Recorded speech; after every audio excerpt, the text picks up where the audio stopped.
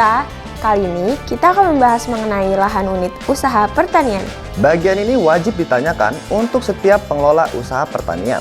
Khusus untuk petugas yang akan mencacah usaha pertanian perorangan atau UTP di wilayah PEPI, Di setiap halaman baru dan lembar tambahan, jangan lupa untuk mengisikan identitas rumah tangga di pojok kanan atas. sebelum kita membahas lebih jauh tentang lahan di Sensus Pertanian 2023, bagi petugas UTP diharapkan untuk tidak lupa menanyakan identitas unit usaha ya. Nomor dan nama pengelola unit usaha pertanian dapat disalin dari rincian di bagian keterangan anggota rumah tangga.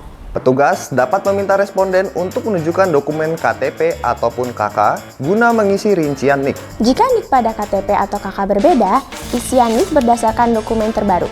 Apabila responden tidak memiliki NIK atau nomor HP atau email, petugas wajib menulis tanda strip pada rincian yang bersesuaian. Petugas UTP juga menanyakan jumlah hari kerja selama 1 Mei 2022 hingga 30 April 2023. Perlu diketahui, responden dikatakan bekerja jika lama waktu bekerja paling sedikit 1 jam tanpa terputus, maka sudah dianggap 1 hari kerja.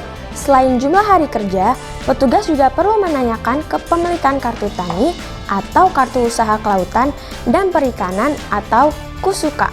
Jika memiliki kartu tersebut, petugas dapat meminta responden untuk menunjukkannya. Berikut merupakan contoh kartu tani dan kartu KUSUKA ya sahabat data. Sekarang, kita akan membahas mengenai lahan pertanian. Perlu diketahui bahwa lahan yang dicatat merupakan lahan yang dioperasikan pengelola unit usaha pertanian dalam satuan meter persegi. Lahan pertanian yang dicakup tidak termasuk lahan budidaya di laut atau perairan umum. Lahan ini tidak termasuk lahan milik sendiri yang sedang disewakan, dibagi hasilkan, digadaikan, atau diserahkan ke pihak lain tanpa perjanjian sewa. Khusus UTP, luas lahan yang dikuasai akan ditanyakan untuk setiap bidang lahan. Apa itu bidang lahan?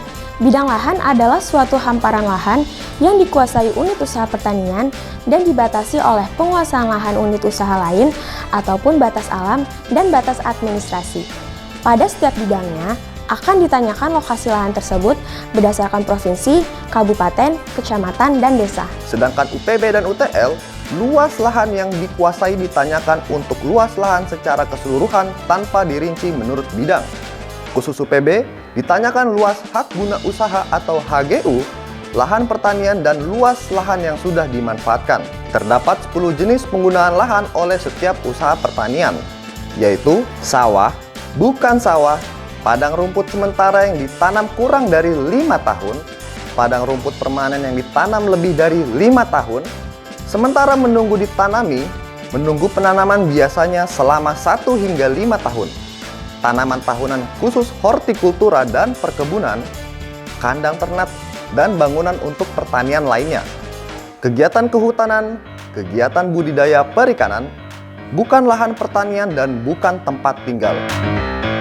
Khusus UPB dan UTL, 10 lahan tersebut akan ditanyakan lokasi lahan, yaitu provinsi sampai desa. Khusus UTP, untuk mengetahui kepemilikan lahan, petugas dapat meminta responden untuk menunjukkan bukti kepemilikan seperti sertifikat hak milik atau sertifikat hak guna bangunan atau dokumen lainnya. Petugas juga harus menanyakan jenis irigasi yang digunakan pada setiap bidang lahan seperti irigasi permukaan tanah, irigasi bawah tanah, irigasi siraman, irigasi tetesan kepada UTP. Demikian penjelasan lahan usaha pertanian. Sensus Pertanian 2023 mencatat pertanian Indonesia untuk kedaulatan pangan dan kesejahteraan petani.